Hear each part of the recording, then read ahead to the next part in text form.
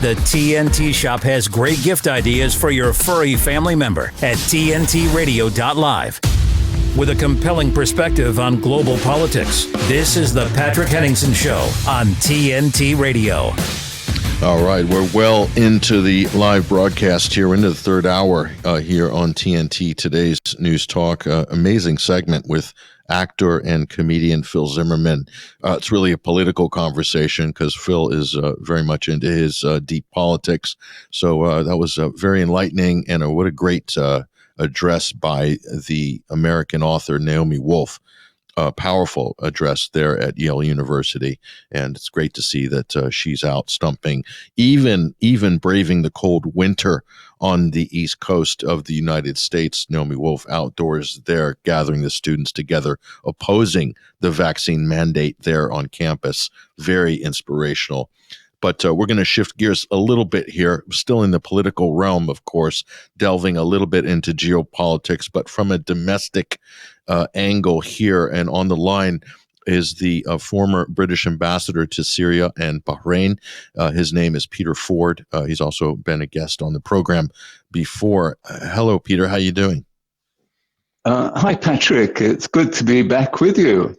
It's great to hear from you again, Peter. There's no shortage of things happening right now. Certainly, the winter is coming in the UK. A lot of people, that's a serious thing for a lot of people who are facing record bills in terms of electric and gas to heat their homes, etc. But some people don't seem to be worried about this, Peter.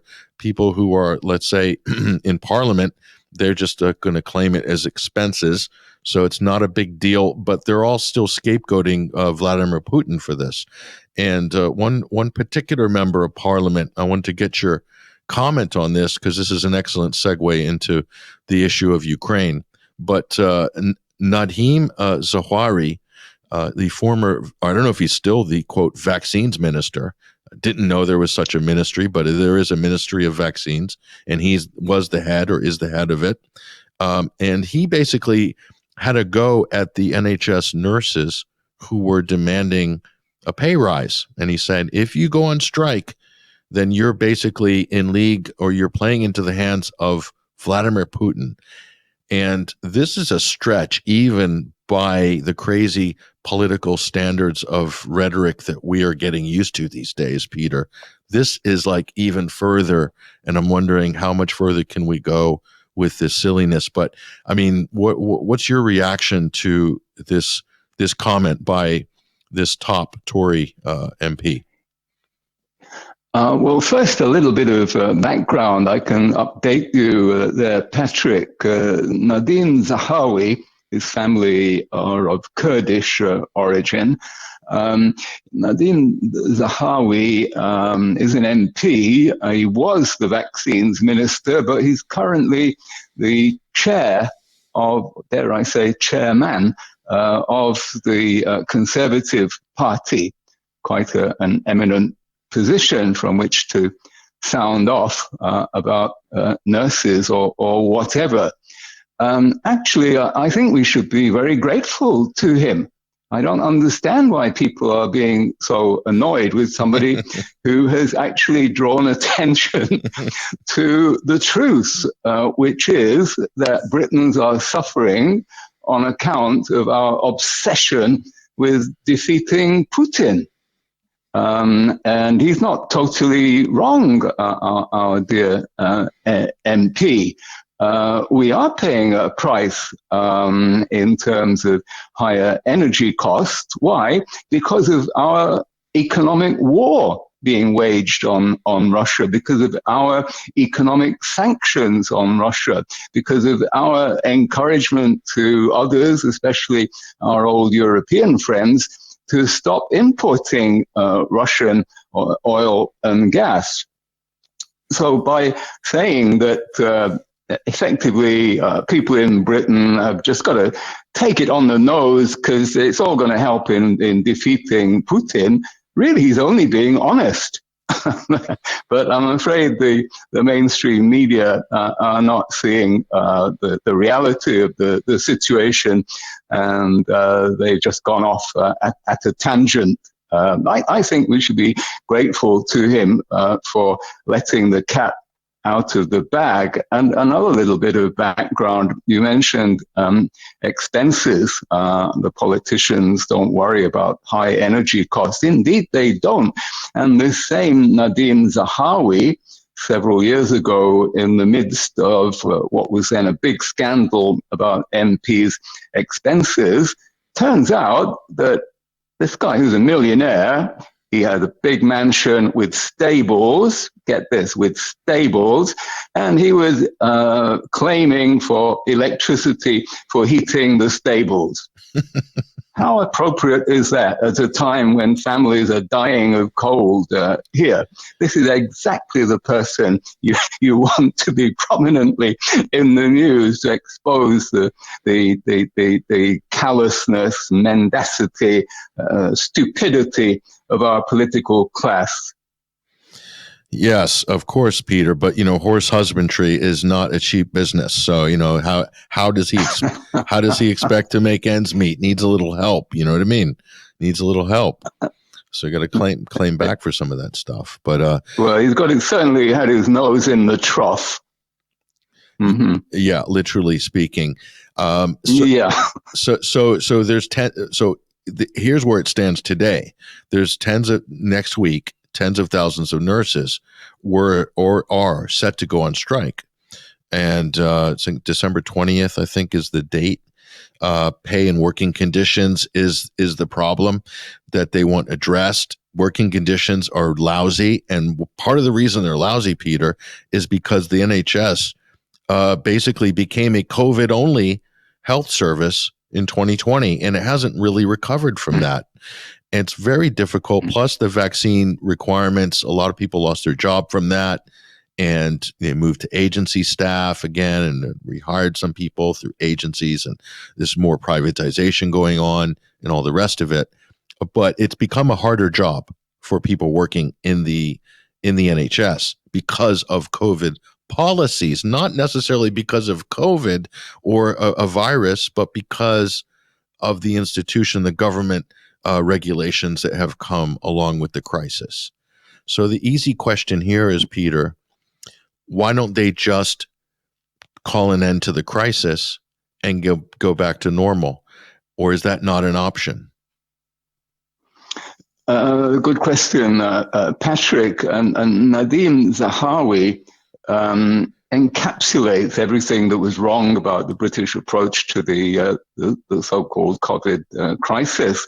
As vaccines minister, he spearheaded the effort to force everybody to have the vaccines, as he spearheaded the propaganda which effectively said you're going to be stuck with lockdowns if you don't all take the vaccine. This was the deal proffered by the government, and the mainstream media bought this and lionized this same Zahawi, as he was said to be super efficient. He was saving us with this magic bullet, this wonderful vaccine, and he was a hero. And now he's gone from hero to zero. In a way, it's a comment not on him, but on the whole disastrous reign of the Tories in the last 3-4 years. Well, in fact, it goes back much longer than that, but it's got particularly worse.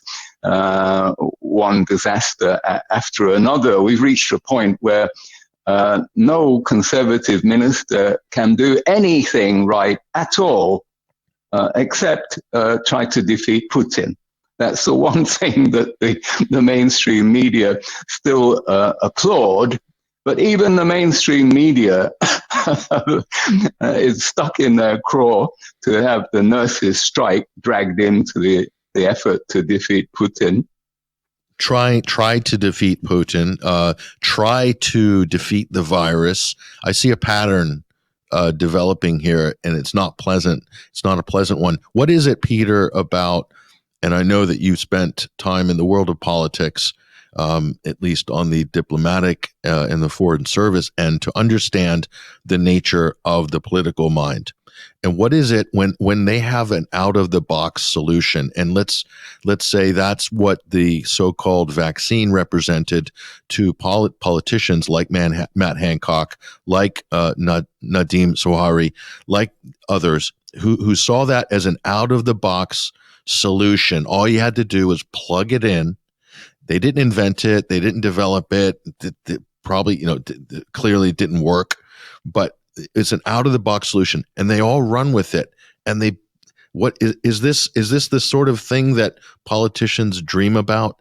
Is to be able to pick something up off the table, a widget, a technology, a vaccine, something, and you just inject that into the crisis, and then you declare victory, or something like this. This seems like it was just kind of too well designed for the bureaucracy, and I don't know. I don't think they can claim a victory lap, but yet they're wanting to, but they can't quite do it. What's your view on this whole situation? Yeah, that's right. The politicians will, with very notable exceptions, Mrs. Thatcher was one, but politicians, their instinct is always to go for the easy way out. It may be short term, but if it's good if it appears to work for the moment and keep them relatively popular, they'll go for it, regardless of whether it's correct, whether it works, whether it's dangerous. They don't think in terms of real outcomes. The only outcome they're interested in is their approval rating and how they get voted back into power at the next election. And we see this on every front, the vaccines, the lockdowns, the war against Russia.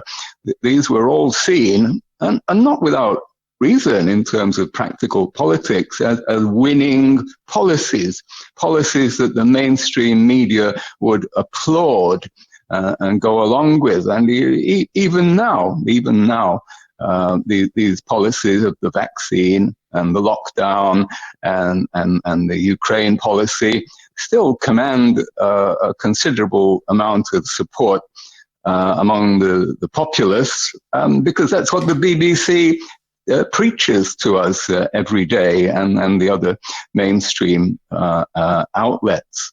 So with British politicians, and I think most Western politicians, it's a matter of short-term, selfish, narrow-minded material interest. No, it is. And in this case, they really relied on the power and gravitas of these big name pharmaceutical giants and their brand power, be it Pfizer or AstraZeneca or whoever, Johnson & Johnson, whatever, all these brands. And this is the same in America with the Trump administration as well. And then later with the Biden administration, just completely leaning on these pharmaceutical companies that they had this miracle product in the pipeline. All you had to do was just get them manufactured. And as Boris said, get the jabs in arms. Jabs in arms. He kept repeating that, Boris. Jabs in arms. That's all that's required. And then that's it. We're done. Freedom beckons. Everything's fine. We'll all be skipping over the hills together, Peter, with a picnic basket, singing Coca-Cola ad songs, jingles, and everything's going to be great. Just get the vaccine. Get the vaccine. Keep your job. Keep your freedom. Get the vaccine. So yeah, and get into the US. I currently couldn't get into the US even if I was allowed, because I haven't been jabbed. That's right. This is totally absurd. I mean, no one even pretends now that the vaccine significantly affects transmission. So it's pure. This decision is purely political to maintain the fiction that we owe everything to the vaccine. That's right. Me, as a natural-born U.S. citizen, I could not enter the country without a vaccine up until June of this year. June of this year, or May. Yeah. But you as a British a citizen, or anybody, any foreigner, not allowed in. It's ridiculous. Yeah. Totally crazy. And America is the only country in the world. I think you can even get into China without being vaxxed. Yes, that's true. That's true. Yeah, China's got more lax policies. There's a whole argument there. Is the current U.S. administration really they need some crisis at least. They got to have something on the go. There has to be a crisis on the go. That's the thing now, Peter. There always has to be an emergency on the go. Like if there's not, then it's just the government doesn't know what to do at that point. They're like, oh, we might have to address domestic issues. We need or real issues. We need it has to be something. So they've got the Russia Ukraine story really it lent itself, didn't it, as a nice continuum from the COVID crisis, didn't it? And it's a never-ending crisis, as you say, and the climate alarmism has kicked in just as the COVID alarmism was fading. It's as though certain parties have a vested interest in ramping up alarmism. Whenever one is beginning to flag, like terrorism was beginning to flag, so we got Russianism and Chineseism, that will fill the gap. Yes. Yeah. Well, in America, it's definitely the China conversation is really, I just got back from the US, and the China conversation is definitely looming large. Nobody wants to know about Ukraine anymore in America. It's completely died down. You see a few flags flying and some lapel pins, but nobody wants to give any money to Zelensky anymore. It's just become a real kind of problem. But so the China thing has absolutely replaced it. So the media, everybody, the political bodies it's China all over the place. So that leaves the big question, Peter. Where is Ukraine going to be by the end of this winter? Is this going to be a long winter for Kiev? How do you see this situation shaping up? Well, I just read an interesting analysis by a British lieutenant general who says it's not out of the question that Russia could mount a winter swift offensive. They've been building up their forces, and when the ground is hard, for the last 2-3 months, at the beginning of winter, it's been soggy. But when the ground is hard, it's much more suitable for an infantry advance. So I wouldn't completely rule out the prospect of some early movement. And the Russians are mobilizing vast reserves of manpower currently, replenishing their missile stocks and other equipment stocks, while on the Ukrainian side, there appears to be a flagging appetite on the part of America, as you just mentioned, and parts of Europe to keep filling the bottomless hole, which is the Ukrainian budget.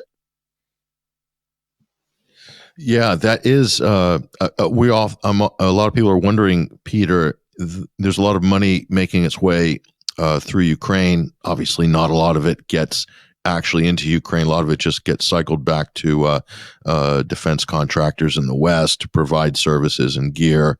But where the amount of money you're talking about, it's far in excess of I think the country's GDP. I mean, what it costs he wants operating costs for the entire country, and mind you, Peter, it's not the full country that there was before. It's a smaller country than it was 12 months ago. So there's a few U.S. politicians, Rand Paul being one, who's been calling for an audit of, like, he wants to know where every penny is going, how it's being spent. He wants to see receipts, basically.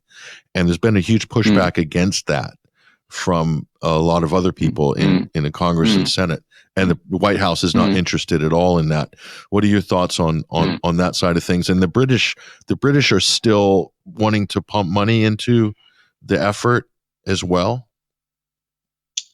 Well, not very much money for the simple reason that we're broke. Right. Oh, there's that. Yeah, there's that. But I mean, the bottom line is this is a cheap war for America. Really, it's peanuts compared to the price being paid currently by most of Europe. And many Europeans, in fact, are beginning to resent this, and they feel that the US is not sorry to see Europe diminished economically. The United States economy is doing much better than the European economy. It suffers far, far less from the impact of sanctions on Russia. It's far more self-reliant, and it's much further away. As you mentioned, ordinary Americans are barely concerned by Ukraine, but it's on Europeans' doorsteps. People do feel concerned for their own security, but this is not the case with the states. And in consequence, I'm afraid this means that the US could carry on flogging this dead horse for a long time yet, while the Europeans begin to slowly to feel more and more pain. And what's the reaction going to be? You know, the major European countries, to me, the real economic power in Northern Europe is Germany, France, Northern-ish Europe, Germany, France, and the Netherlands. Netherlands from an agricultural, technological point of view, Germany right across many industries and agriculture as well. France used to be a net exporter of energy. Now, for some reason, they're trying to wind down their nuclear power plants. I don't know where they're going to go from there. Remains to be seen. Could there? What would it take? I'm a winter of discontent on the streets of Berlin, Paris, Amsterdam. I'm not sure. What are your thoughts on this? Yes. If and when we see unrest, violent protests, if it's a really hard winter, then yes, anything becomes possible. I mean, after all, they just had an attempted putsch in Berlin, have they not? This is perhaps just a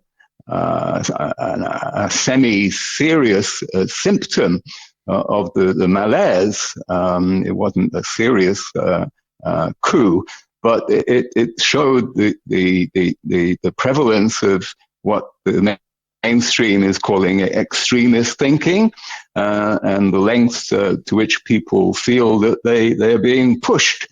And the plotters, not sure if you're aware of this, but the plotters were led by royalists and people who reject NATO and want to go back to Germany being a monarchy. As I say, it's not entirely serious, but it's still a little symptom of something far more serious coming down the line if the lights literally go out all over Europe. That's really interesting. You brought this German coup up, and it is a little bit of a ramshackle, like you said, maybe not a serious beer hall putsch, but it's interesting. There is a little bit of substance in their sort of manifesto or ideology that they reject the post-World War II German constitution, which leaves Germany under basically the occupation of the United States. Now that, to me, is interesting. That's interesting. And that should be a mainstream conversation in Germany. I don't know why it's not, because look at how they're suffering right now. They're suffering at the behest of Washington, in my opinion. And you see in Italy already, I read today a report, I don't know if it's confirmed, that the Italian defense minister has said no more arms supplies to Ukraine. This is significant, especially now we have a new Italian government dubbed far right, as they say. And we're seeing this trend in other European countries as well, Germany, as we've just discussed, but France also with Marine Le Pen making headway. So for the long term, one must hope that by the end of this long winter, there may be a new emerging consensus to seek peace rather than war. It's also interesting, Peter, when there is dissent, when there is opposition to what are effectively, a raft of failed policies by some major governments, and Germany is a good example. The press and the media, including our press, who are reporting on this German coup story, the press are basically calling these like far right groups, or they're decrying it as a sort of far right wing plot and a fascist plot, which to me is somewhat ironic because it's the German government who, like for instance, Germany, their government just completed what they call the annual sweep of kind of pre-dawn raids on people who have made harmful speech on social media, showing up at their door with police and basically confiscating their electronic devices, detaining them and charging them in some cases with threatening or not threatening, but potentially making a politician uncomfortable or something like this. Because they pushed misinformation or misquoted somebody. That's Germany. So that's as fascist as you get. But you see this, Peter, a lot, wanting to characterize any dissent, any pushback from any quarter, and immediately brand it as far right or fascist by governments that are becoming more fascistic by the day. So that's the trend I'm seeing. Absolutely, and this thing was kind of nursed along by the COVID crisis. It became the new normal was for our liberties to be restricted, for our access to information to be limited, for any dissent to be crushed. We've already seen the new norm. And it's lingering.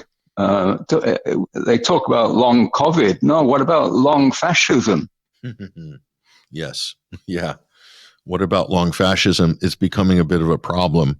And what's also apparent, Peter, is that a lot of people, especially after the sort of heavy hand of the state, during the COVID crisis, still going, but like the meat of it's supposedly over. But during that crisis, a lot of people were just convinced themselves that they're not going to go any further than this. And when things did back off last January, as they did, a lot of people were relieved, breathed a sigh of relief, and said, "Well, we're going to get it back to normal now." But the problem is, Peter, that I see there's some normality in terms of day-to-day life on the street, in terms of restrictions and whatnot. But the rhetoric, I don't see. It's still lingering. The authoritarian rhetoric and the hysteria is still there. It's in the media. It's with politicians as well. They haven't fully.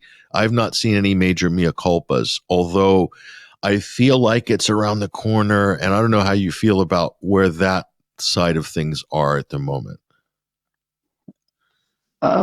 Well, the media in particular have an interest in keeping going this perma crisis. That's what they call it, a perma crisis. One crisis seeds into another one: the COVID, the climate, Ukraine, inflation, energy. It's just one big, long, never-ending perma crisis.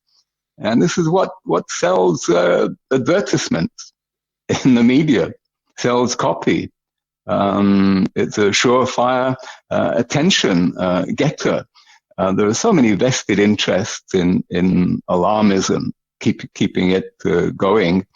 And ordinary people are just shell-shocked. I mean, they walk around like zombies. Some still can't be parted from their masks.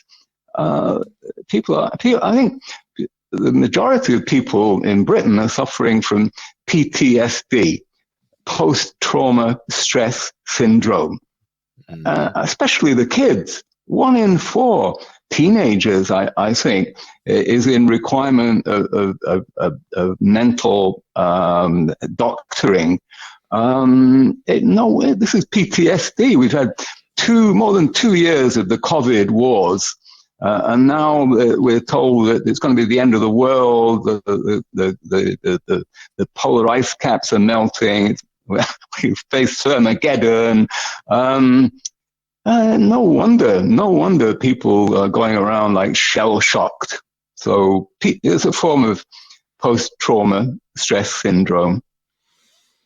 Yes, yeah, that's true. That's true. And from a clinical psychology point of view, any therapist or psychoanalyst or doctor, psychology, whatever, will say, and this has been proven over and over again, especially with people who are incarcerated or kept in some kind of a camp or restrained or in a program, whatever, that if they don't feel they have a compelling future.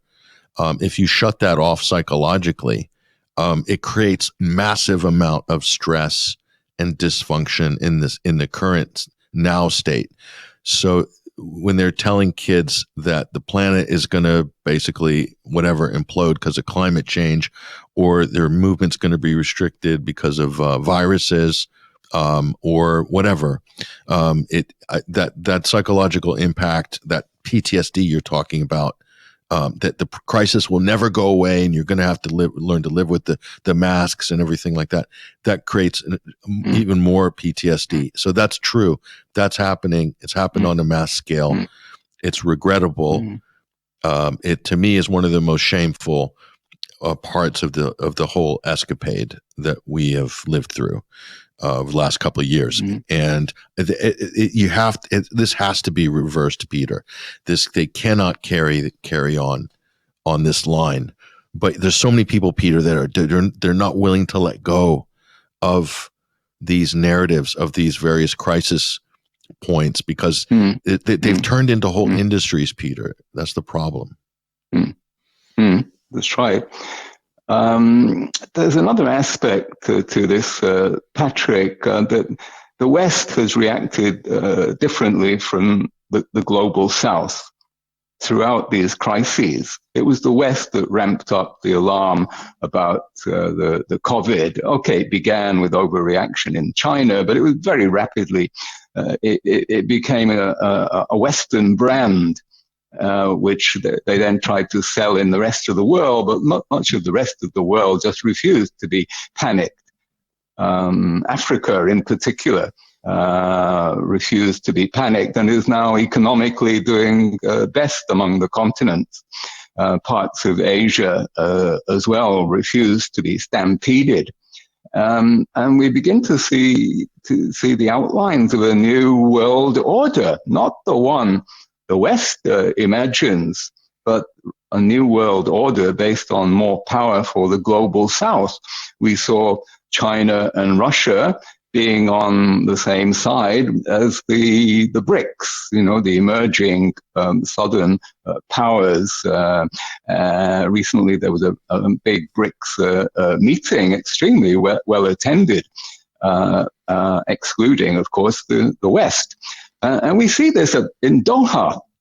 Yeah, we see this in Doha, the new balance of power. European football superpowers like Germany and Spain being booted out by the underlings, countries like Morocco. And you see the Palestinian flag being raised in the World Cup. Not just the political posturing by the West, but the global South can do the same thing with causes that the West does not like Palestine. So I'm very interested in the political side of the World Cup. Oh no, absolutely. That was amazing that they raised the Palestinian flag. And they did so after such a huge upset that Morocco pulled off there. I mean, an incredible story on all levels there. I'm with Peter Ford, former British ambassador to Syria and Bahrain. We're talking about global affairs right now. We'll come back after this break with TNT and talk about the politics at the World Cup, but also about Time Magazine's new Person of the Year. They have named this person, and the cover has been released and to much fanfare, and it's a familiar face. We'll talk about that after the break here on TNT, today's News Talk. We'll be right back. Hollywood goes bonkers on climate yet again. From Washington, D.C., this is the Morano Minute with your host, TNT Radio's Mark Morano. Disney star actress Bette Midler goes on climate rant. Quote, "I have done my part. I bathe once a month. F you," unquote. So we're saved. Bette Midler bathes once a month. The planet is healing. Hollywood actor Ed Norton hits out at non-sustainable luxury tourism, urges certified standards of sustainability in tourism. Or put another way, restrict more people from traveling by making it more expensive. Actor Norton also lamented the number of people who get on planes. He may as well have just said only important wealthy people should be allowed to fly. But kudos to comedian Bill Maher, who declared that teenagers worried about climate should shut the bleep up. "You're using cars as much as we did," Maher said. Maher also praised private jets. Quote, "The only people who don't like private are the ones who can't." Now that's my favorite kind of Hollywood liberal. Honest, frank, and willing to say it like it is. This is Mark Morano for the Morano Minute on TNT Radio. G'day, Bob's Removals. Oh, hi. I have a TV I'd like to move. Just a TV? Yes. Where to? Over near the window. Right. You wouldn't call a removalist just to shift your telly, would you? So why call an ambulance when it's not really needed? And your doctor, pharmacist or 13 Health could help. Remember, only call 000 for an ambulance if you believe it's life-threatening, critical or serious. Authorised by the Queensland Government, Brisbane. This is the Patrick Henningsen Show on TNT Radio. All right, we're rolling into the final segment of the final hour here in this live broadcast. Welcome to TNT, today's News Talk. And on the line right now, the former British ambassador to Syria and Bahrain. His name is Peter Ford. He's been a guest on the show before. Mostly we're commenting normally on Middle East geopolitics, on the Ukraine-Russia conflict as well, on NATO affairs, British politics. Of course, there's a lot going on in the world. I just wanted to touch, Peter, on the World Cup conversation. And you mentioned before some of these countries kind of emerging and kind of using that tournament as a platform. It's very rare that, first of all, that you're going to have a major tournament like that in the Middle East, even if it's in Qatar. It is during the winter, so that's unusual because of the temperature. They had to have it in the winter rather than summer. So there's a lot of problems. It's not without its problems, definitely, the World Cup in Qatar, but it has been used to raise these issues, like Palestine, for instance.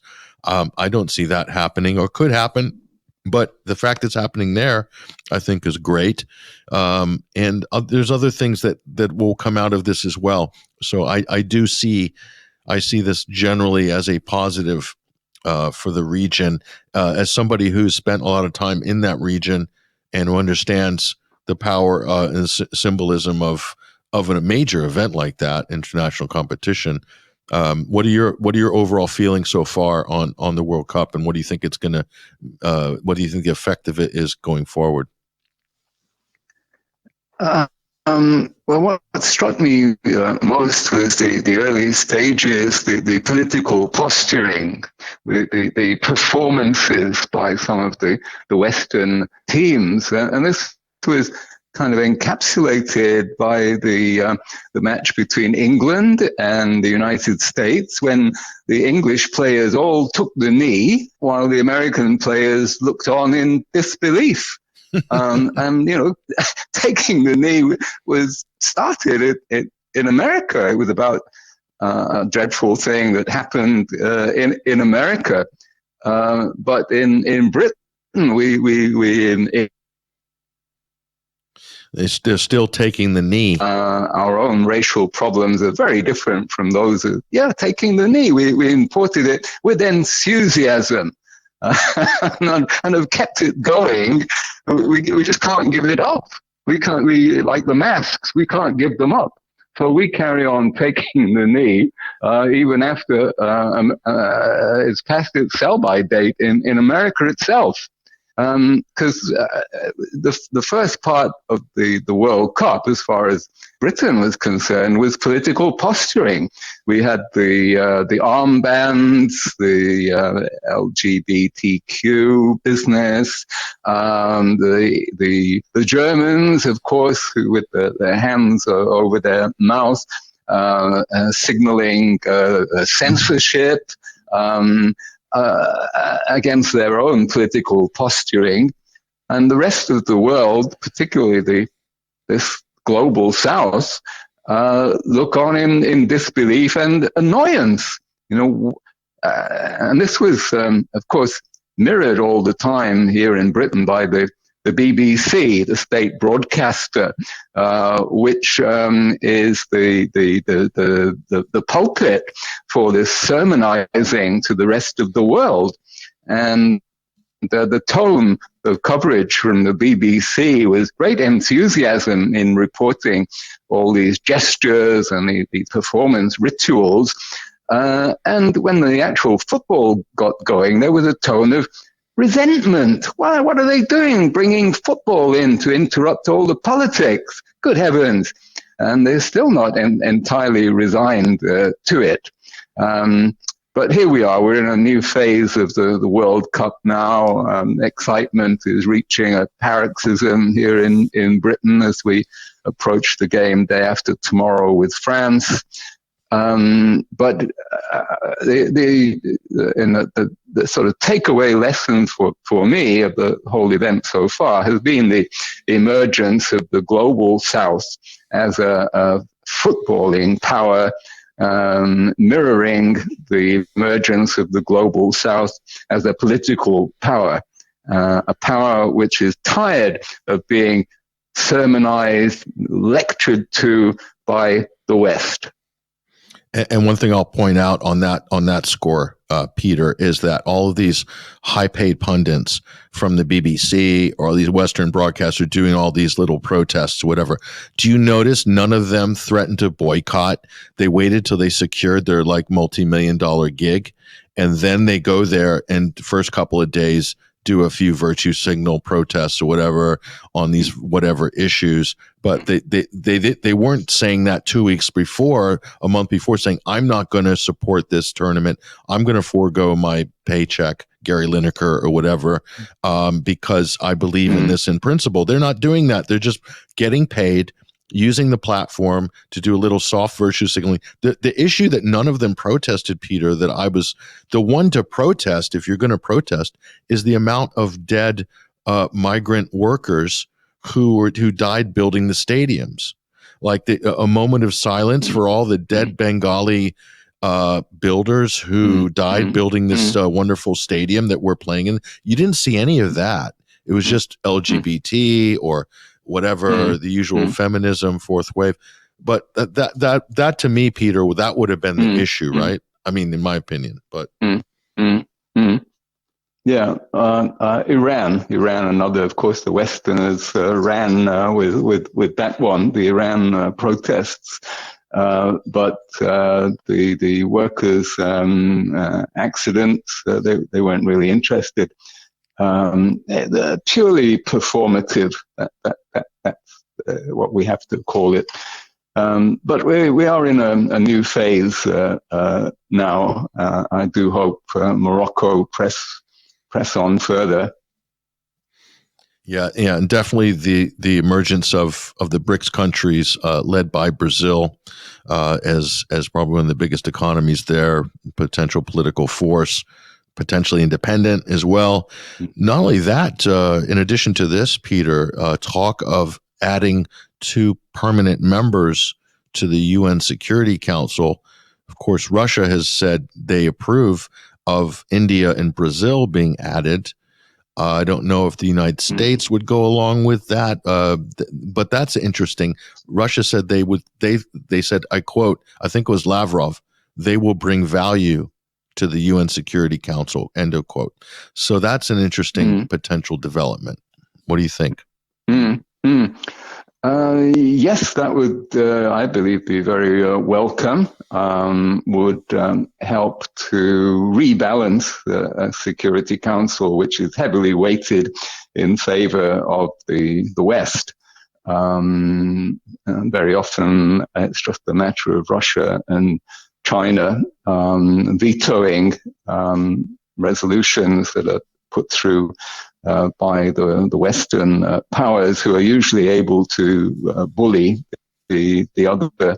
France, Britain, and the US are able to bully the non-permanent members of the Security Council. You'll recall that there is a rotating membership. There are the 5 permanent, but then you have, I think, a total of 12. Yes, yeah. So you get rotating seats, and usually they're countries that can be bullied by the West. So having 2 more permanent neutrals, as it were, powers from the global South, Brazil and India, would help a lot to change the tone of debate. I think so. I think it would. I think it would be very much a welcome development, especially those 2 countries. I think some of the more interesting political points and stances and independent stances are coming from India and Brazil of late. So I think that would be very, very good. It would inject a little bit of fresh energy into the institution too. But we like to end on a feel-good story, Peter. And Time Magazine has announced its Person of the Year, the much anticipated cover, which comes at this time every year, where Time Magazine lauds and hails the most influential person who shapes the news of our lives and the headlines for 2022. And that person is, well, it could be a lot of people. I thought maybe Elon Musk, right? Or maybe, I don't know, there's other people around but of course it could only have been one person, and that is the de facto world president. Volodymyr Zelensky is Time's Person of the Year. Peter, what do you think about that? So yeah, I think we lost Peter there. Let me just try to reconnect them for a minute. But see, that Zelensky's award is about to be dished out, and we got the line clear. Hopefully we get Peter back here. But Zelensky wins the award. He bags the Time Person of the Year. So amazing. So what does that mean in terms of, well, for me, what it meant was I posted this on Facebook. I posted this award on Facebook, and what I got was somebody in the comments. I did this yesterday, and somebody in the comments said, "Oh, didn't Adolf Hitler get the same award?"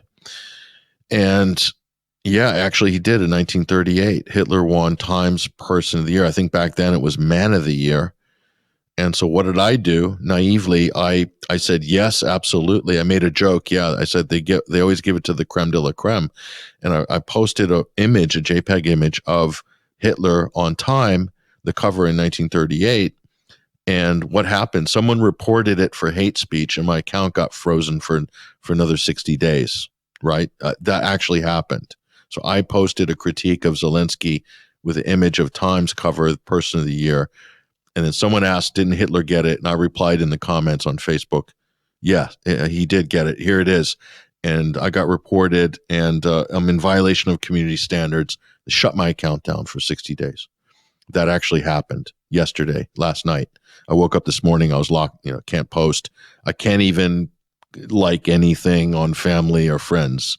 I can't, and no interactions at all. Maybe DMs, that's it.